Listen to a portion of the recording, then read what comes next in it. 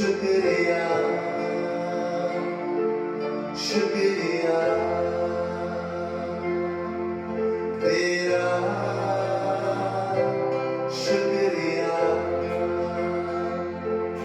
शुक्रिया शुक्रिया यीशु तेरा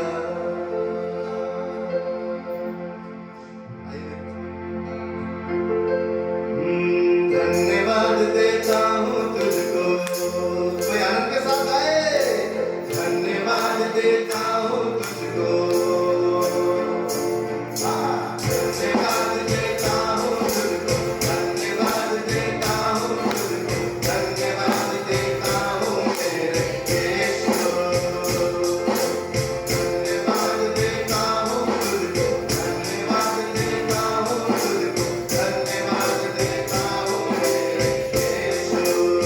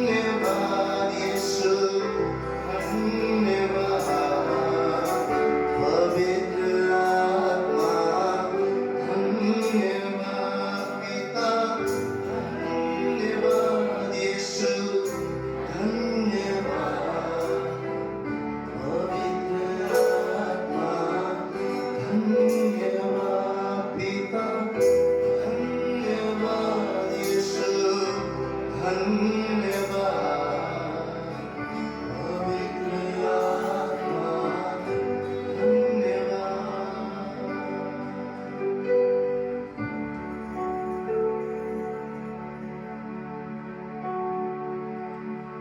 योग्यता से बढ़कर दिया है अपनी दया से तूने मुझे योग्यता से बढ़कर दिया है अपनी दया से तूने मुझे मांगने से ज्यादा मिला मुझे आभारी हूँ प्रभु मैं। मांगने से ज्यादा मिला मुझे आभारी हूँ प्रभु मैं। धन्यवाद के साथ स्तुति गाऊंगा यीशु मेरे खुदा। उपकार तेरे यीशु मान कोटि कोटि स्तुति धन्यवाद। धन्यवाद के साथ स्तुति गाऊंगा यीशु मेरे खुदा।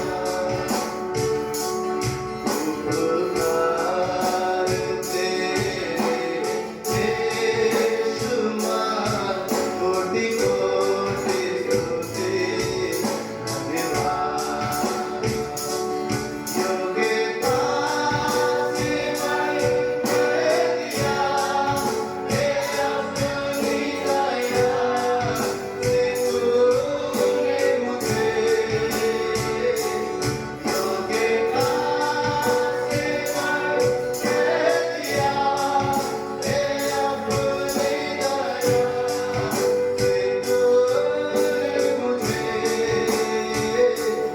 मांगने से ज्यादा मिला मुझे आभारी हूँ प्रभु मैं। मांगने से ज्यादा मिला मुझे आभारी हूँ प्रभु मैं। तू है सच्चा जिंदा खुदा है तुझी पर भरोसा मेरा।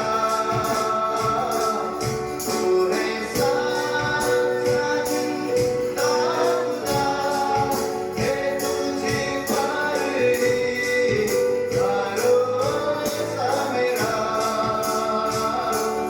सेवा पूरी करके पाऊँ हीरा प्रभु ऐसा तो करना। सेवा पूरी करके पाऊँ हीरा प्रभु ऐसा तो करना। धन्यवाद के साथ स्तुति गाऊंगा यीशु मेरे खुदा। उपकार तेरे यीशु मान कोटि कोटि स्तुति धन्यवाद। कोटि कोटि स्तुति धन्यवाद। कोटि कोटि स्तुति धन्यवाद। तो आइए इस समय हम परमेश्वर के वचन को हर एक जन अपना मुंह खोलकर अपने जीवन के लिए घोषित करे। पहला पत्रस उसका 2 अध्याय उसका 9वां वचन को हम पढ़ेंगे। अपने लिए हम कहेंगे, पर मैं सत्य के आत्मा में, पर मैं एक चुना हुआ वंश और राज पदाधिकारी याजकों का समाज और पवित्र और परमेश्वर का निज प्रजा हूँ, इसलिए कि जिसने मुझे अंधकार में से अपने अद्भुत ज्योति में बुलाया है, उसके गुण को मैं प्रकट कर सकूं। 10वां अध्याय भी पढ़ेंगे। मैं पहले कुछ भी न था, पर अब परमेश्वर की प्रजा हूँ, क्योंकि मुझ पर दया हुई है, क्योंकि अब मुझ पर दया हुई है। हालेलुया। आप मुझ पर दया हुआ है। बोलिए मुझ पर दया हुआ है। बोलिए मुझ पर दया हुआ है। मेरे परिवार पर दया हुआ है। वो मेरे आने वाली पीढ़ियों के लिए दया हुआ है, क्योंकि परमेश्वर ने मुझे पवित्र ठहराया है, राज पदाधिकारी ठहराया है, अपना समाज निज प्रजा मुझे ठहराया है। मैं वो नहीं जो लोग मुझे कहते हैं, मैं वो नहीं जो दुनिया मुझे कहती है, मैं वो नहीं जो परिस्थितियाँ कहती है, मैं वो हूँ जो तू मुझे कहता है।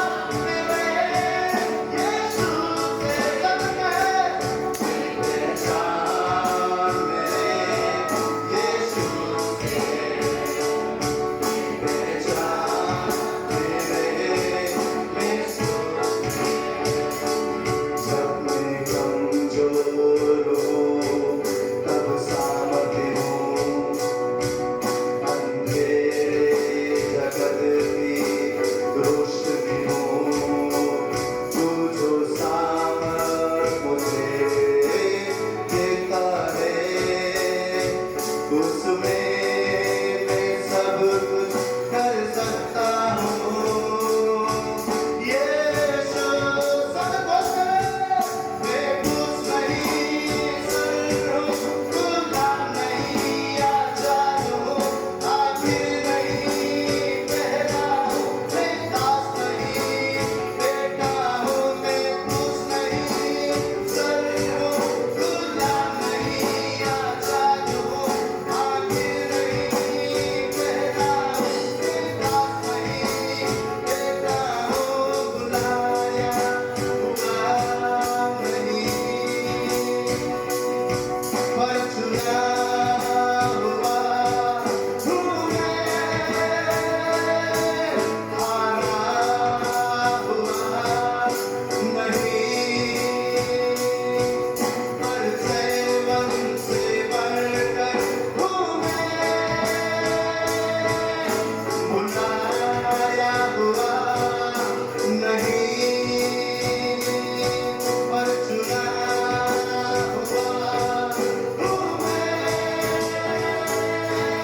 हारा हुआ नहीं, पर सेवन से बढ़कर हूँ मैं। मेरी पहचान मेरे खुदा से, मेरी पहचान मेरे खुदा से, मेरी पहचान मेरे यीशु से, मेरी पहचान मेरे यीशु से।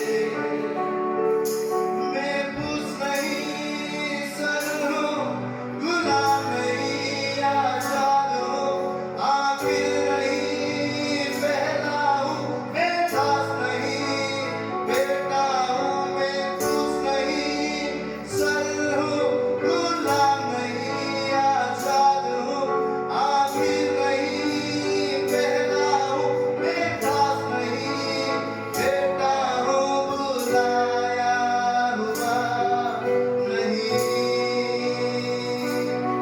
पर चुना हुआ हूँ मैं, हारा हुआ नहीं, पर सेवन से बढ़कर हूँ मैं। मेरी पहचान मेरे यीशु से, मेरी पहचान मेरे यीशु से, मेरी पहचान मेरे यीशु से, मेरी पहचान मेरे यीशु से, पहचान मेरे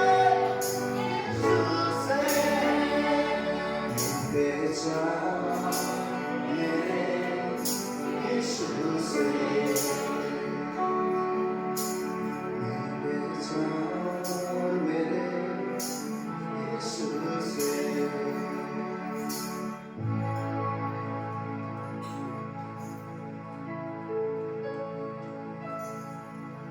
यीशु मसीह हमारा सामर्थ्य है,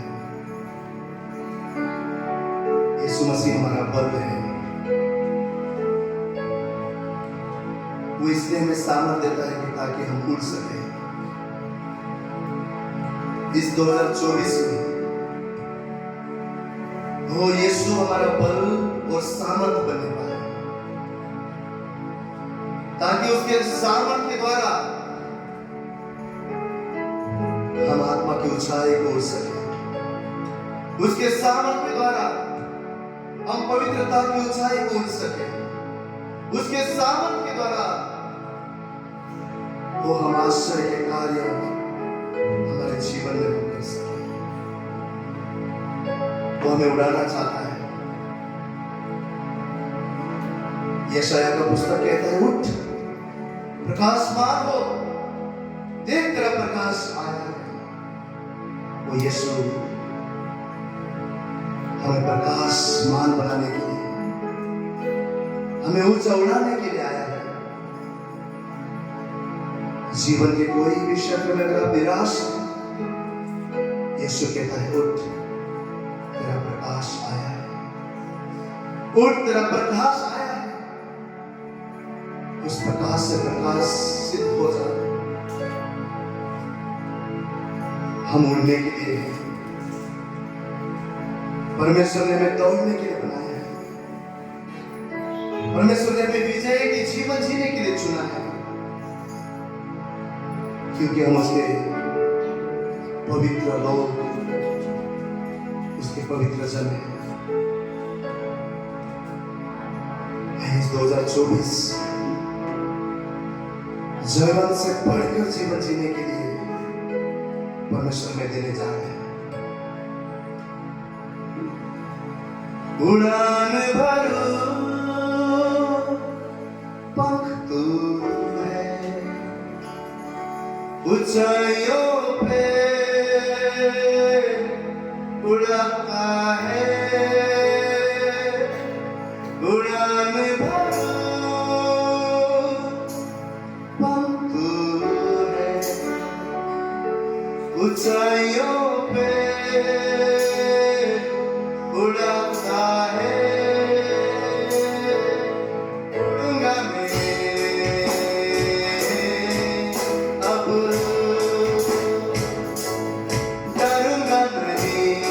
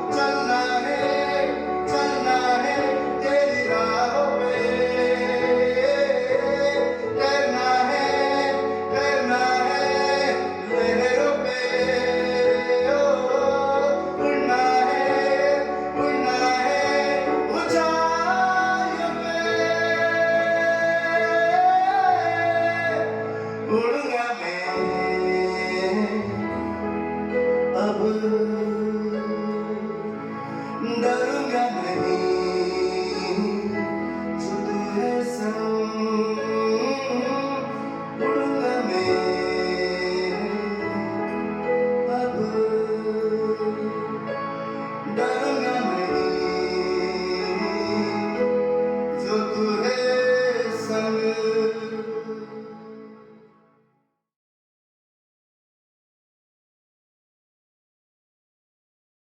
आज हमने सारे धन्यवाद के गीत गाए। क्यों धन्यवाद देना जरूरी है? क्योंकि धन्यवाद से परमेश्वर प्रसन्न होते हैं। जब इजराइलियों के लिए परमेश्वर ने कनान देश रखा था ना, तब उस कनान देश में जाने से पहले वो कहते हैं वहां अनाकवंशी हैं, वो इतने बड़े बड़े दानव हैं, हम उन्हें देखकर डर रहे हैं, हम वहां नहीं जा सकते। तब क्या कहता है यहोशू और कालेब उनसे क्या कहते हैं? वो वहां कहते हैं कि तुम ऐसा बलवा मत करो, पर वो करो जिससे परमेश्वर प्रसन्न हो। यानी जब हम बलवा करते हैं, जब हम कुड़कुड़ाते हैं, हम अपने परमेश्वर को प्रसन्न नहीं करते, हम उसके खिलाफ जाते हैं। लेकिन जब हम धन्यवाद देते हैं, जब हम उसकी इच्छा के अनुसार काम करते हैं, तब हम उसे प्रसन्न करते हैं। और आज परमेश्वर अपने वचन के अनुसार हमारे जीवन में कार्य कर रहा है। बहुत से हमारे जीवन में ऐसे उपकार है परमेश्वर के। अगर हम पिछला सारा साल देखें तो हम क्या कह सकते हैं? कुड़कुड़ाने के लिए तो बहुत सी बातें हैं। मेरे जीवन में ये नहीं हुआ, मेरे जीवन में ऐसा नहीं हुआ। कुछ नहीं मिलना सिर्फ कुड़कुड़ाना नहीं होता, पर जो मिला है ना, वो भी मेरी इच्छा के अनुसार नहीं मिला, इसलिए भी हम कुड़कुड़ाते रहते हैं। जो मैं चाहता था वो नहीं मिला, ये आधा मिला है, पूरा क्यों नहीं मिला, ये अच्छा क्यों नहीं मिला, थोड़ा सा इसमें कमी रह गई है। सिर्फ ना मिलना कुड़कुड़ाना नहीं होता। छोटी छोटी बात के लिए क्यों नहीं मिला, ऐसा क्यों मिला, जल्दी क्यों नहीं मिला, देर से क्यों मिला, ये सारे कारण कुड़कुड़ाने में ऐड हो जाते हैं। लेकिन जब हम उस परमेश्वर को प्रसन्न करते हैं, तब वो हमारे साथ हम पर भी छाया रखता है। बहुत से नाम हमने अपने जीवन में पवित्र शास्त्र में पढ़े हैं हमारे परमेश्वर के बारे में। कौन कौन से नामों से, कौन कौन से टाइटल हमारे परमेश्वर प्रभु यीशु मसीह को दिए गए हैं? वो विश्वास का करता है, विश्वास का सिद्ध करने वाला है। इमैनुअल, हमने क्रिसमस पर सुना, इमैनुअल हमारे साथ ठहरता है। वो आदि है, वही अंत है, वही अल्फा है, वही ओमेगा है, वही जीवन की रोटी है, वही मार्ग है, वही सत्य है, वही जीवन है। ये सारे टाइटल जो है प्रभु यीशु मसीह के लिए दिए गए हैं, परमेश्वर के लिए दिए गए हैं। वो अद्भुत युक्ति करने वाला है।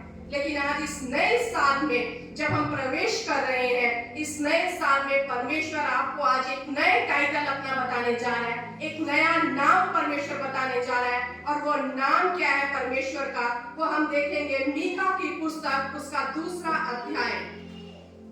पुराना नियम में अगर हम निकालें मीका की पुस्तक, उसका 2 अध्याय 13वां वचन, वहां लिखा है, उनके आगे आगे बाड़े का तोड़ने वाला गया है, इसलिए वे भी उसे तोड़ रहे हैं और फाटक से होकर निकले जा रहे हैं। उनका राजा उनके आगे आगे गया, अर्थात यहोवा उनका सरदार और अगुआ है। यह एक नया नाम दिया जा रहा है और वो नाम है बाड़े का तोड़ने वाला।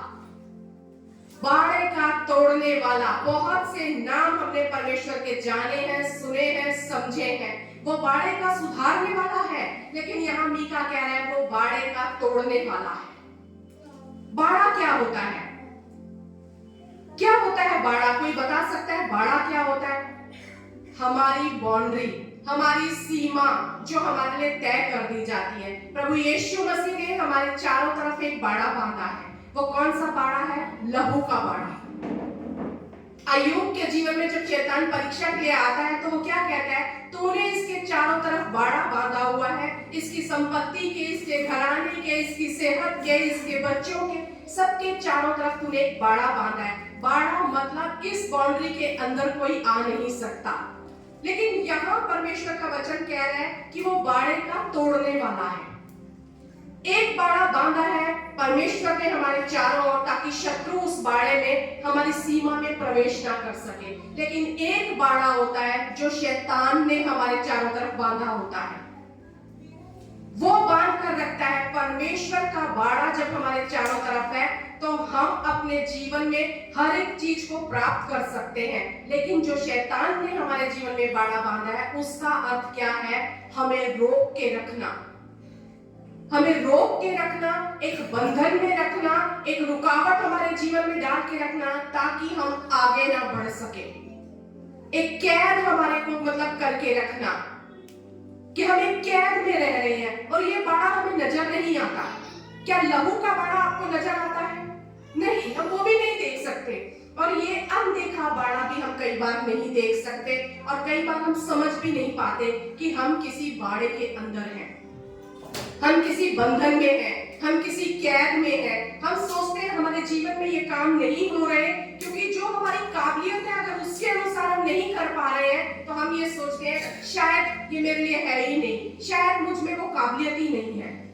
लेकिन ये बाड़ा, ये सीमा जो शैतान ने आपके चारों तरफ बांधी है, वो आपकी अंदर जो काबिलियत है उस काबिलियत के अनुसार आपको काम करने नहीं देता। कई बार आपको देखा होगा आपने ऑफिस में या कहीं स्कूल में या कई जगह पे कि आपको कहा जाता है बस आप इतना ही कर सकते हो, आप इतना ही बोल सकते हो, आप सिर्फ इतने स्थान पर ही रह सकते हो, आप बाहर नहीं जा सकते। आपको जो कहा जाएगा आप उतना ही बोलोगे, उसके अलावा बोल नहीं सकते। ये क्या है? ये उन अनजानी शक्तियों का बाड़ा है आपके ऊपर जो आपको रोक के रखती हैं, आपकी ग्रोथ को रोकती हैं ताकि आप बढ़ ना सके। हम अपने जीवन में भी देखते हैं कई बार बहुत सी रिस्ट्रिक्शंस आपके ऊपर लगा दी जाती हैं, नहीं आप इससे आगे नहीं कर सकते। वो आपको रोक रही है, वो परमेश्वर के राज्य को बढ़ने से रोक रही है। ये वो शैतान का बाड़ा है जो उसने आज आप लोगों के जीवन में बांधा हुआ है। अगर हम देखें हमारे जीवन में बहुत से ऐसे बाड़े हैं जो हमें नहीं नजर आते। कई बार हम कहते हैं मैं क्यों नहीं उस मुकाम तक पहुंच पा रहा, मैं सब कुछ कर रहा हूं, मेहनत कर रहा हूं, सब कुछ हो रहा है, लेकिन फिर भी मैं वो हासिल नहीं कर पा रहा उस मुकाम को, क्योंकि आप एक कैद में हैं, क्योंकि आपके एक बाड़ा बांधा गया है, आपको एक बंधन में रखा गया है। एक कहानी से मैं आपको समझाना चाहती हूँ कि कैसे ये बाड़ा हमारे जीवन में काम करता है। एक बार एक राजा होता है, वो किसी दूसरे देश से अपने देश में 2 पक्षियों को बुलवाता है, मंगवाता है, खरीद के वो लाता है उन्हें, और वो पक्षी पिंजरे में कैद करके रखे जाते हैं।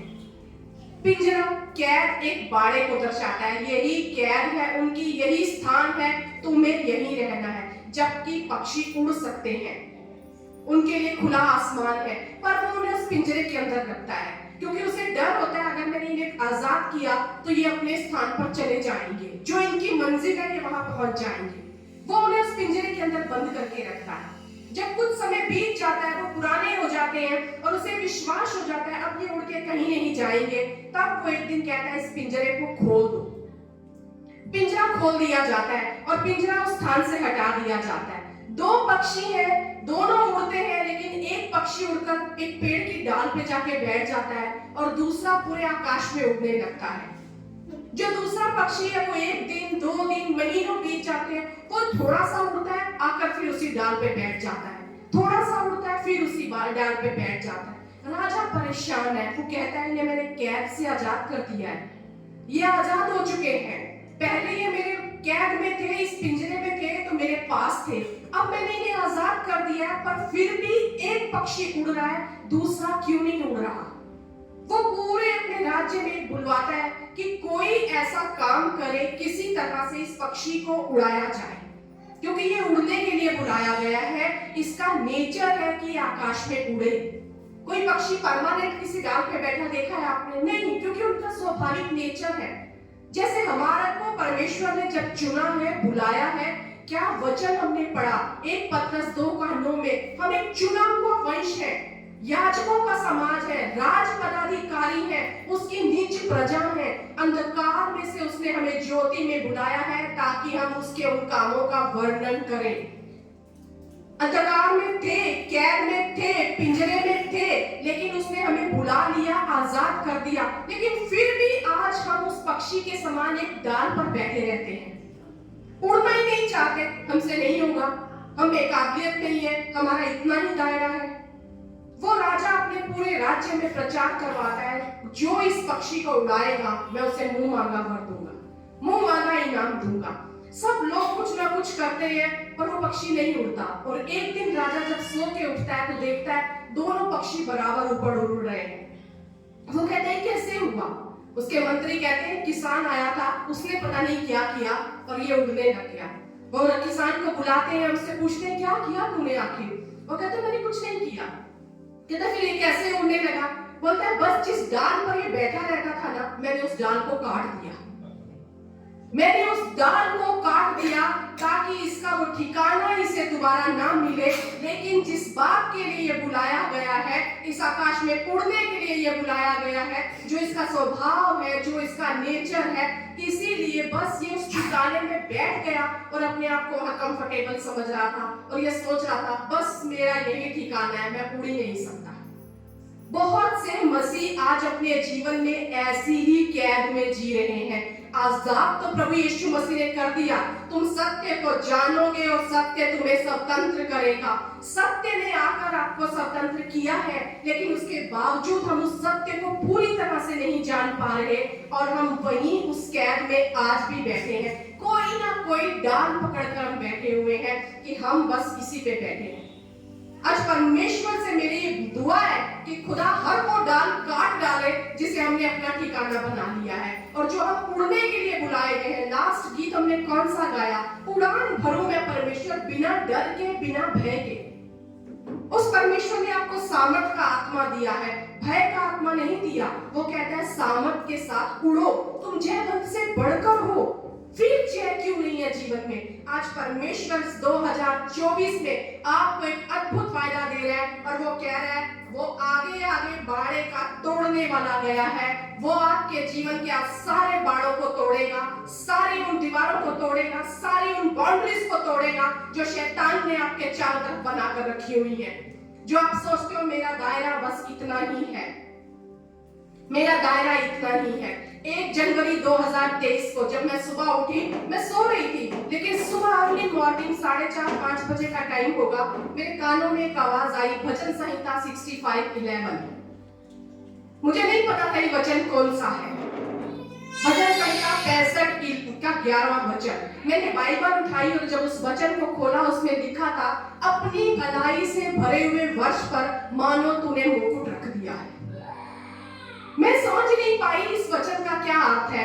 मैंने जाके अपने पति से कहा, मैंने कहा आज परमेश्वर ने मुझे इस नए साल पे एक वचन दिया है, अपनी भलाई से भरे हुए वर्ष पर मानो उसने मुकुट रख दिया है। मैंने कहा सब कुछ तो परमेश्वर ने हमें दिया है, शायद परमेश्वर कुछ और भी करना चाहता है, शायद कुछ और करना चाहता है। और आगे उस वचन में अगर हम पढ़ते हैं तो वहां पे और आगे क्या लिखा हुआ है उस वचन में, अगर मैं निकालूं भजन संहिता 65 उसका 11वां वचन, तो वहां लिखा है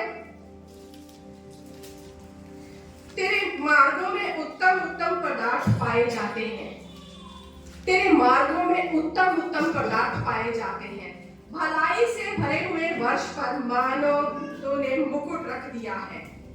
क्या अर्थ है इसका? इसका अर्थ है इतनी भलाइयां, इतनी कृपा, इतनी आशीषें देने के बावजूद परमेश्वर कह रहा है कि मैं उसके ऊपर मुकुट रख दूंगा। और ये बात मैंने थोड़े दिनों के बाद ब्रदर जॉन से भी शेयर की। मैंने कहा प्रभु ने ऐसा अद्भुत वचन दिया है, शुरुआत क्या करने जा रहा है परमेश्वर हम नहीं जानते, लेकिन वो अपना वचन देकर हमें बताता है, समझाता है, अपनी योजनाएं हम पर जाहिर करता है। और आज जब हम आखिरी दिन में जब धन्यवाद दे चुके परमेश्वर को, तब मैं इसका अर्थ जान पाई हूं कि सिर्फ भलाइयां नहीं, वो कहता है मैं तो मुकुट रखने वाला परमेश्वर, मैं तो मुकुट रखने वाला परमेश्वर हूं, जो तुमने कल्पना भी नहीं की मैं वो करने वाला परमेश्वर हूं। और आज इस 2024 में जब हम हैं, मैं आपसे कहना चाहती हूँ कि आज परमेश्वर आपको एक वायदा दे रहा है। एक भविष्यवाणी ये मीका ने की थी और ये नया नाम मीका ने दिया था कि वो बाड़े का तोड़ने वाला है, वो बाड़े का तोड़ने वाला है। आज अपने जीवन में आप क्लेम कीजिए। हो सकता है आपके जीवन में, आपके आसपास में समय बदल रहा है, साल बदल रहे हैं, लेकिन ना हालात बदल रहे हैं, ना आप बदल रहे हैं, ना आपके हालातों में कोई ग्रोथ हो रही है, ना आपके जीवन में कोई ग्रोथ हो रही है, लेकिन समय चलता जा रहा है। लेकिन ये 2024 परमेश्वर आपके जीवन में एक भविष्यवाणी का वचन दे रहा है और वो कह रहा है वो सारी बाधाएं, वो सारी सीमाएं, वो सारे ऐसे बंधन जो आपके जीवन में उस दुष्ट ने डाले हैं, मैं उन्हें तोड़ूंगा, मैं उन्हें तोड़ूंगा। सबसे पहला परमेश्वर ने कौन सा हमारे जीवन का वो बाड़ा तोड़ा? जब हम उस व्यवस्था के अधीन थे, जब हम उस पाप के अधीन थे, जब हम उस परमेश्वर से दूर थे, जो हमारे बीच में एक दीवार थी परमेश्वर और मनुष्य के बीच में, उस पर्दे को फाड़ कर उसने उस बाड़े को तोड़ दिया। तब वो खुदा हमारे लिए मार्ग तैयार करता है और हम उस पिता के साथ हमारा मेल करवाता है। हमारा यीशु मसीह मध्यस्थी करता परमेश्वर है। अगर हम मत्ती की पुस्तक को पढ़ते हैं, वहां निकाले अगर हम मत्ती का पुस्तक, वहां क्या लिखा हुआ है मत्ती की पुस्तक में? जब यीशु मसीह मर गए, उन्हें क्रूस पे चढ़ाया गया, उसके बाद अगर हम 27वें वचन का अध्याय का 62वें वचन से पढ़े तो वहां लिखा है, दूसरे दिन जो तैयारी के दिन के बाद का दिन था, प्रधान याजकों और फरीसियों ने पिलातुस के पास इकट्ठे होकर कहा, हे महाराज, हमें स्मरण है कि उस भरमाने वाले ने जब वह जीवित था कहा था, मैं 3 दिन के बाद जी उठूंगा। अतः आज्ञा दे कि तीसरे दिन तक कब्र की रखवाली की जाए, यानी इसकी रखवाली की जाए, इस कब्र की रखवाली की जाए, क्योंकि उसने कहा है तीसरे दिन वो जी उठेगा। ऐसा ना हो कि उसके चेले आकर उसे चुरा ले जाए और लोगों से कहने लगे, वह मरे हुओं से जी उठा है। तब पिछला धोखा पहले से भी बुरा होगा। पिलातुस ने उनसे कहा, तुम्हारे पास पहरुए तो है, जाओ अपनी समझ के अनुसार रखवाली करो।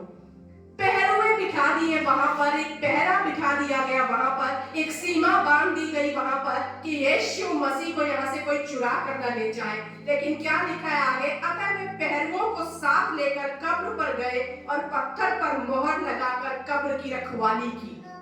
वो रखवाली करने लगे, पहरा देने लगे, एक सील उसके ऊपर लगा दी गई कि अब इसे कोई यहाँ से ले जा नहीं सकता, ये हमारी सील लगी हुई है। जब किसी के ऊपर छाप लग जाती है मतलब ये उसका है, ये उसका है। पर क्या वो कब्र यीशु मसीह को रोक सकी? नहीं, वो कब्र यीशु मसीह को रोक नहीं सकी। वो पत्थर को लुढ़का कर, उस कब्र की से मृत्यु को हरा कर, उस बंधनों को तोड़कर आजाद हुए और तीसरे दिन जी उठे। और किसने जिलाया? वो आत्मा, परमेश्वर का आत्मा, जिसने मुर्दों में से यीशु मसीह को जिलाया। आज वही आत्मा आपके और मेरे अंदर काम करता है। आज हमें इंतजार करने की जरूरत नहीं है कि बाड़े का तोड़ने वाला आएगा और हमारे आगे चलेगा। वो कहता है, मैंने उन सारे बंधनों को, सारे बाड़ों को तोड़ दिया है, मैंने तोड़ दिया है। अब तुम्हारे जीवन में तुम्हें क्या करना है? तुम्हें उसके पीछे चलना है। वचन क्या कह रहा है? मीका क्या कह रहा है? आगे आगे बाड़े का तोड़ने वाला गया है, इसलिए वे भी उसे तोड़ रहे हैं। आप भी उसे तोड़ सकते हैं, क्योंकि आगे आगे आपका याजक गया है। वो ऐसा महायाजक है हमारा, वो हमारे आगे आगे गया है, उसने हमें आजाद किया है। आप और मैं आजाद हैं। फिर क्यों हम उन बंधनों में आज भी बंधे हैं? क्योंकि कई बार हम अपने जीवन में वो नहीं सुन रहे जो हमारा परमेश्वर हमें सुनाना चाहता है। यूहन्ना 10वां अध्याय उसका 3रा वचन अगर हम निकाले तो वहां क्या लिखा हुआ है? यूहन्ना 10वां अध्याय उसका 3रा वचन, वहां परमेश्वर का वचन बहुत ही खूबसूरत रीति से हमें बताता है कि कौन है हमारा यीशु मसीह, कौन है और वो हमारे जीवन में क्या कर सकता है।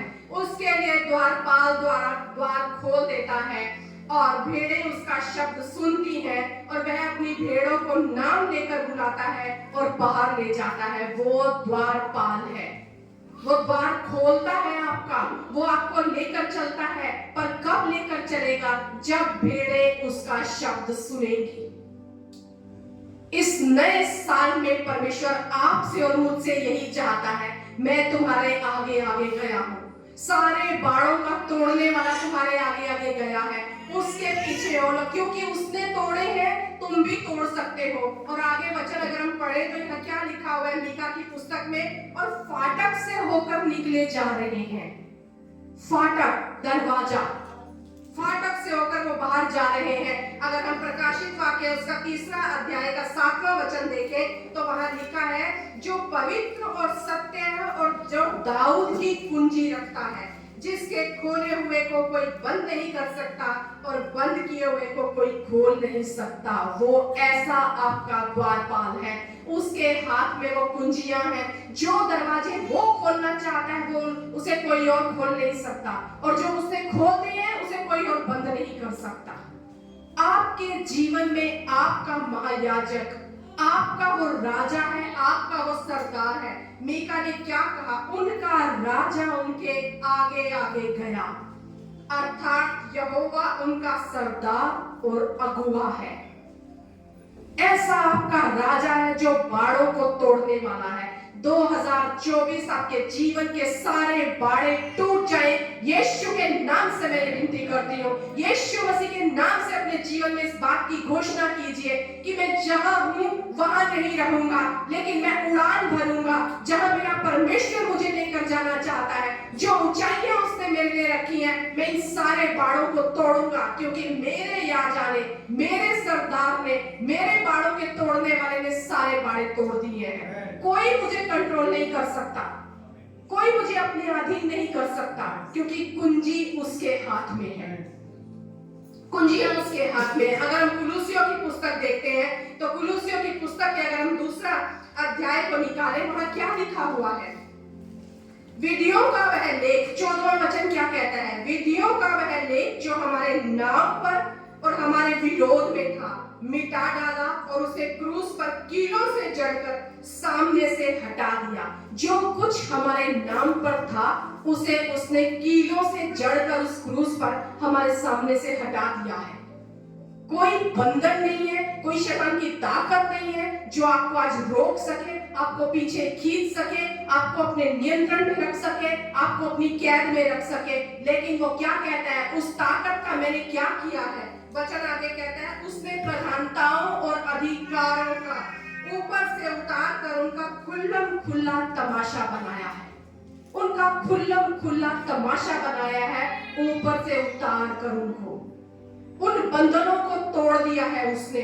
और आगे वचन कह रहा है, क्रूस के द्वारा उन पर जय जयकार की ध्वनि सुनाई देती है।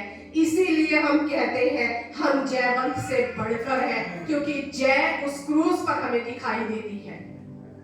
जय उस क्रूस पर दिखाई देती है। अगर हम परमेश्वर का वचन निकालें तो क्या होता है? उत्पत्ति की पुस्तक में अगर हम देखते हैं अब्राहम के जीवन में, अब्राहम को परमेश्वर ने क्या कहा? अब्राहम से परमेश्वर ने कहा, जितनी भूमि तुझे दिखाई देती है उस सब को मैं तुझे और तेरे वंश को युग युग के लिए दे दूंगा। उत्तर दक्षिण पूर्व पश्चिम, जितनी भूमि जहां तू खड़ा है, जितनी भूमि तुझे दिखाई दे रही है, कौन कह रहा है? परमेश्वर उससे कह रहा है, जो तू देख रहा है वो मैं तुझे दे दूंगा। अपने जीवन में जब आप कुछ देखते हैं तो आप सिर्फ संतुष्टि करके ना बैठ जाए, पता नहीं मिलेगा या नहीं मिलेगा। लेकिन जब वो बाड़े का तोड़ने वाला, अगर हम कहें बाड़े का तोड़ने वाला, इसको एक शब्द में अगर हम डेफिनेशन इसकी दें तो क्या होगा? हम कह सकते हैं मार्ग बनाने वाला। बाड़े का तोड़ने वाला मतलब जो उबड़ खाबड़ रास्ते हैं उनको समतल करने वाला, मार्ग बनाने वाला, मार्ग तैयार करने वाला, हमारी अगुवाई करने वाला। वो अब्राहम से जब परमेश्वर उसे कहता है, जो जहां तू देख रहा है वो सब मैं तुझे दे दूंगा। और क्या हम बोलते हैं? जितनों ने यहोवा की ओर दृष्टि की, याद रखिए देने वाला वो ही है, उसकी सामर्थ्य के बिना आप कुछ भी प्राप्त नहीं कर सकते।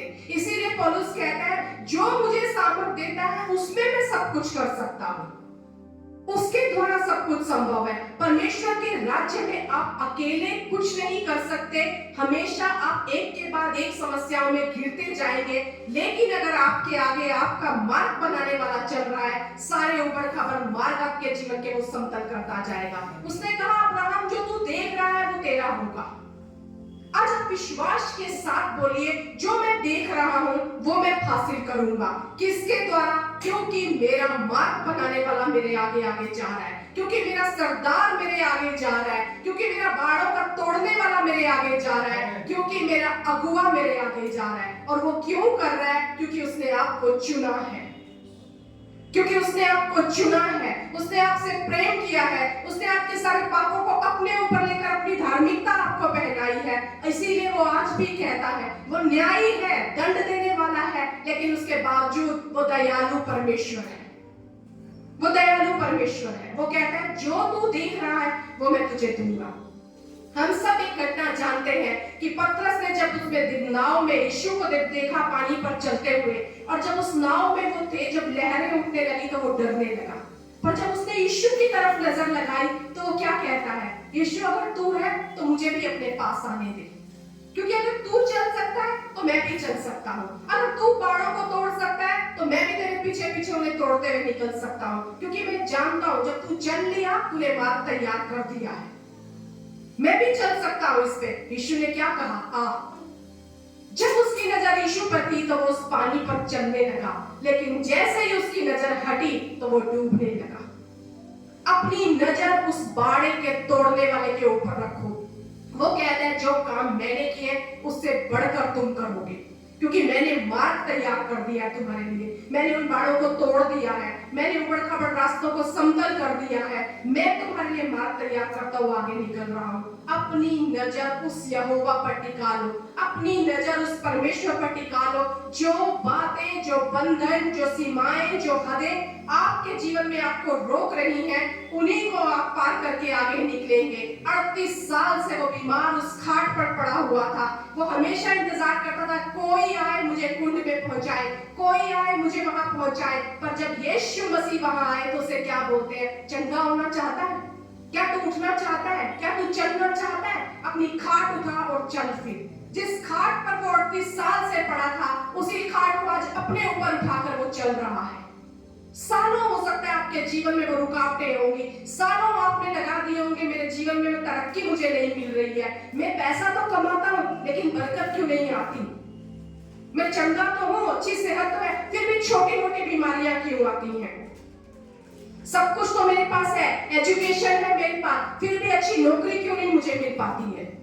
ये बंधन है, ये रुकावटें हैं, ये बाड़े हैं जो आपके चारों तरफ बांध दिए गए हैं ताकि आप उन्हें पार ना कर पाए, ताकि आप उस स्थान पे पहुंच ना पाए जहां परमेश्वर पहुंचना चाहता है। पर 2024 परमेश्वर आपसे कह रहा है मैं बाड़ों का तोड़ने वाला तुम्हारे आगे आगे चलता हूं और तुमको फाटक से बाहर निकाल कर ले जाऊंगा, क्योंकि मेरे पास वो कुंजियां हैं, मेरे पास वो चाबियां हैं कि मैं उन दरवाजों को खोल दूं जो दरवाजे बंद हैं। उड़ान भरना सीखो, अपने ठिकानों पे से उड़ना सीखिए, मत अपनी काबिलियत को और दबाइए, लेकिन उन अनदेखी शक्तियों को, अनजानी शक्तियों से लड़ना सीखिए। उस खुदावंद ने आपको आजादी दी है, उस आजादी में जीना सीखिए। उस खुदा ने आपको एक पहचान दी है, उस पहचान में हम बढ़ना सीखे। अगर हम परमेश्वर का वचन निकालें, यशायाह की पुस्तक उसका 45वां अध्याय, हम सब खोलेंगे पवित्र शास्त्र को। यशायाह की पुस्तक 45वां अध्याय, उसका दूसरा वचन क्या कहता है? मैं तेरे आगे आगे चलूंगा और ऊंची ऊंची भूमि को चौरस करूंगा, मैं पीतल के किवाड़ों को तोड़ डालूंगा और लोहे के बेड़ों को टुकड़े टुकड़े कर डालूंगा। परमेश्वर कह रहा है मैं तेरे आगे आगे चलूंगा और ऊंची ऊंची भूमि को चौरस करूंगा। अगर जकरिया के 4थे अध्याय में देखें तो वहां वचन क्या कहता है? हे बड़े पहाड़ तू क्या है, जरुब्बाबेल के सामने तू मैदान हो जाएगा। मतलब जो बड़े पहाड़ आपको नजर आ रहे हैं, जो ऊंची ऊंची भूमियां आपको नजर आ रही हैं, मैं इन पर नहीं चढ़ सकता, मैं उस स्तर तक नहीं जा सकता, मैं कामयाबी नहीं हासिल कर सकता। परमेश्वर कह रहा है अगर तुम मेरे पीछे चलोगे, अगर मेरी आवाज सुनकर चलोगे, अगर मेरी ओर नजर टिकाकर चलोगे, तो तुम कह सकोगे हे बड़े पहाड़ तो क्या है, जरुब्बाबेल के सामने तू मैदान हो जाएगा। क्यों? क्योंकि मेरे आगे आगे मेरा परमेश्वर चलता है। और वो कह रहे हैं मैं उन भूमि को चौरस करूंगा, पीतल के किवाड़ों को तोड़ डालूंगा। पीतल के किवाड़ क्या होते हैं? एक होता है सोना और एक होता है पीतल। सोना और पीतल लगभग एक जैसे ही होते हैं। पीतल क्या है? बस नकली है, सोना असली है। आज हम दिखावटी दुनिया में जीते हैं, दिखावटी संसार में जी रहे हैं। बहुत सी ऐसी बातें हैं कि जैसे हमने वो वचन एक सुना था, हमारे अंदर के संघर्ष, हमारी रोजमर्रा के संघर्ष, पर हम बाहर से दिखावटी जीवन जी रहे हैं, बाहर से मुस्कुरा रहे हैं, बाहर से नाच रहे हैं, बाहर से गा रहे हैं, बाहर से सबको कह रहे हैं हम बहुत खुश हैं, परमेश्वर का अनुग्रह हम पर है, लेकिन रातों को हमें नींद नहीं आती, रात को हम बेचैन रहते हैं, दुष्ट आत्माएं हमें सताती हैं, परेशानियां हमारे जीवन में मंडराती रहती हैं। हर समय हमें ये डर लगा रहता है कल क्या होगा, मेरा क्या होगा, मेरे बच्चों का क्या होगा। पर हम दिखावटी दुनिया में जी रहे हैं, दिखावटी दुनिया में जी रहे हैं। परमेश्वर कह रहे हैं ये पीतल के किवाड़ों को मैं तोड़ डालूंगा। ये जो तुम्हारा दिखावटीपन है ना, ये सारा, और इनके पीछे तुम्हारी आशीषें छुपी हुई है, तुम्हारी आशीषें तो इनके पीछे है, पर तुम सामने एक दुनिया जी रहे हो, संसार को दिखाने के लिए, चर्च में दिखाने के लिए, लोगों को दिखाने के लिए सब सही है, लेकिन उन दरवाजों के पीछे आपकी असली जिंदगी है। परमेश्वर कह रहा है ये दिखावटी कीवाड़ों को मैं तोड़ डालूंगा। ये जो तुमने अपने सामने एक दुनिया बना के रखी है इसे मैं तोड़ डालूंगा। और वचन कह रहा है लोहे के बेड़ों को टुकड़े टुकड़े कर दूंगा।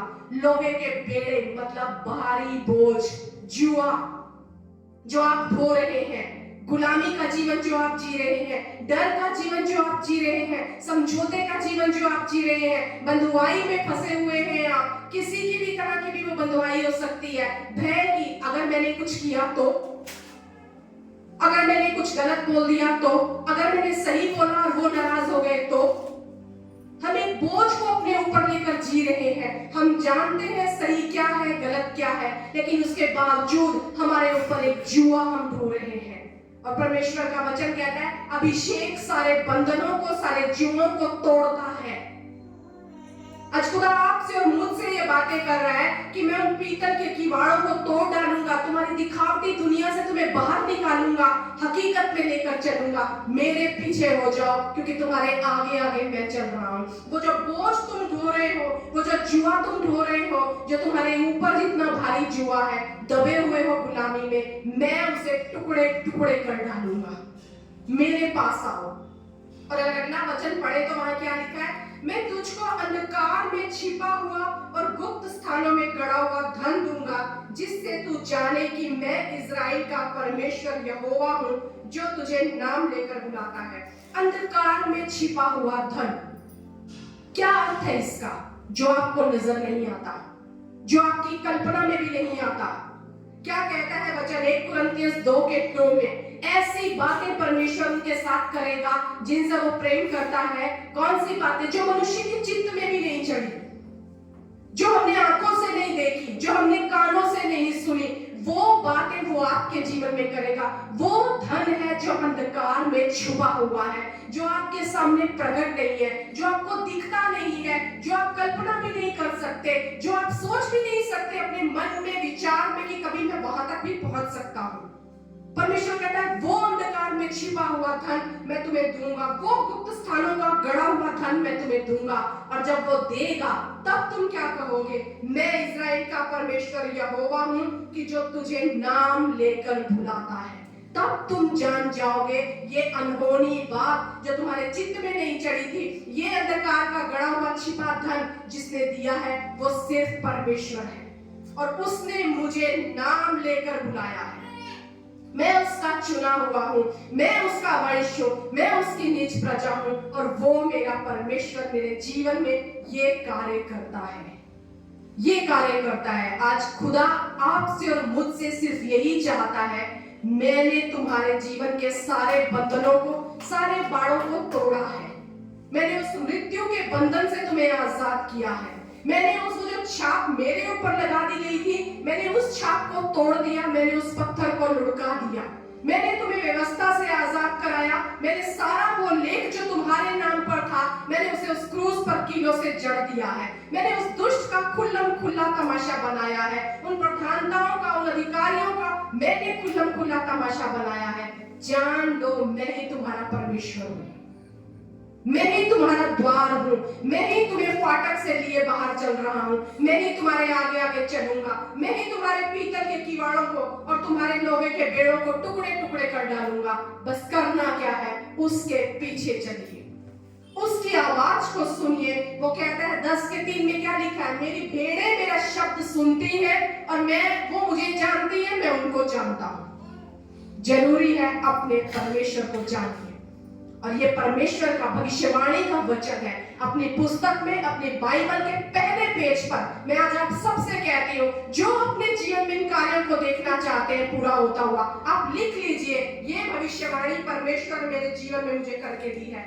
ये मेरा परमेश्वर मुझसे कहता है कि इस साल मैंने तेरे लिए ये योजना बनाई है, और इस योजना पर आप कैसे जय पा सकते हैं। अगर हम 1 यूहन्ना निकाले, पहला यूहन्ना उसका 5वां अध्याय, वहां लिखा हुआ है, जो कुछ परमेश्वर से उत्पन्न हुआ है वह संसार पर जय प्राप्त करता है, और विजय जिससे संसार पर जय प्राप्त होती है हमारा विश्वास है। परमेश्वर से जो कुछ उत्पन्न हुआ है वो संसार पर जय प्राप्त करता है। और आगे वचन क्या कह रहा है, और विजय जिससे संसार पर जय प्राप्त होती है वो क्या है?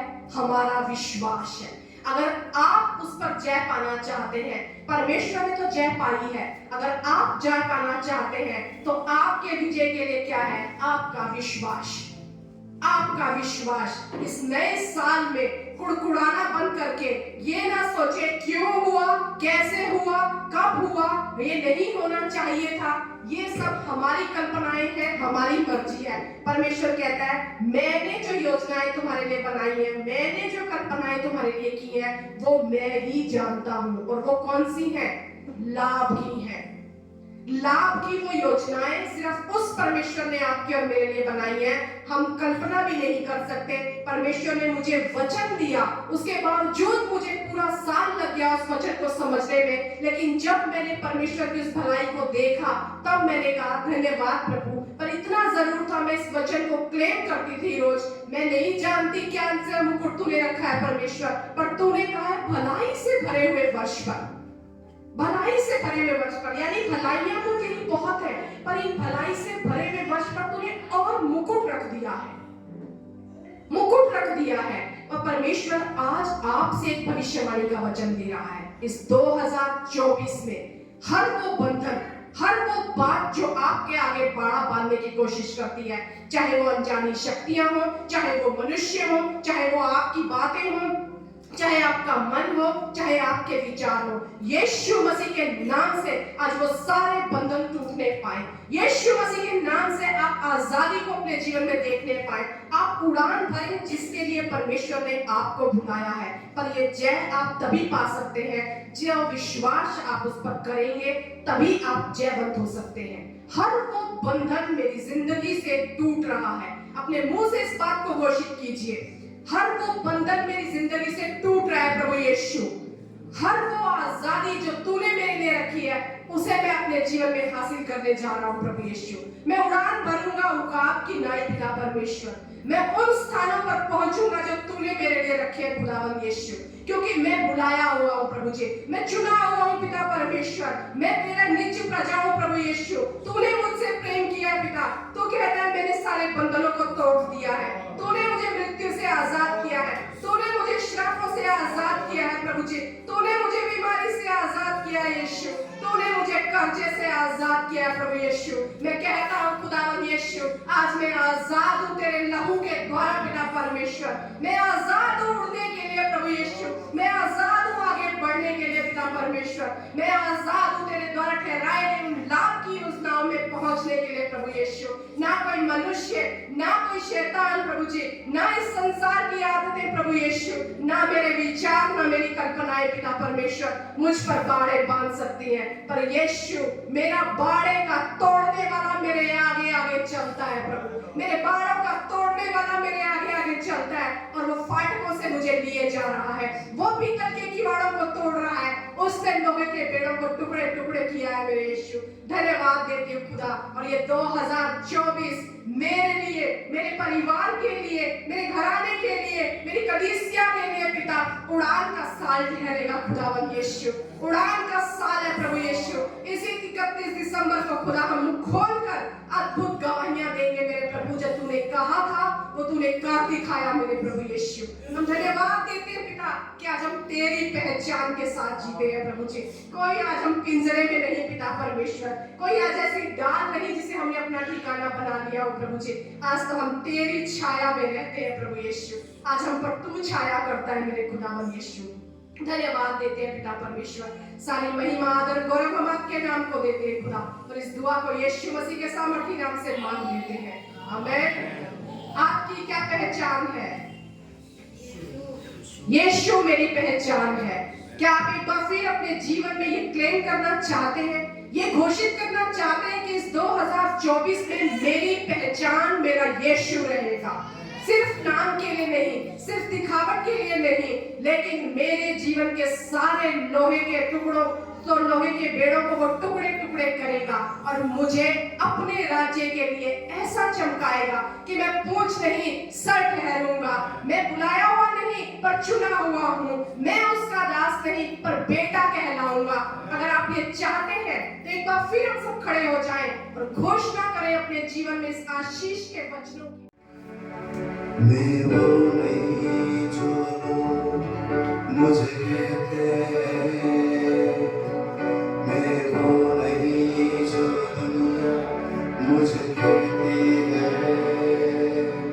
मैं वो नहीं जो परिस्थितियाँ कहती है, मैं वो हूँ जो तू मुझे कहता है।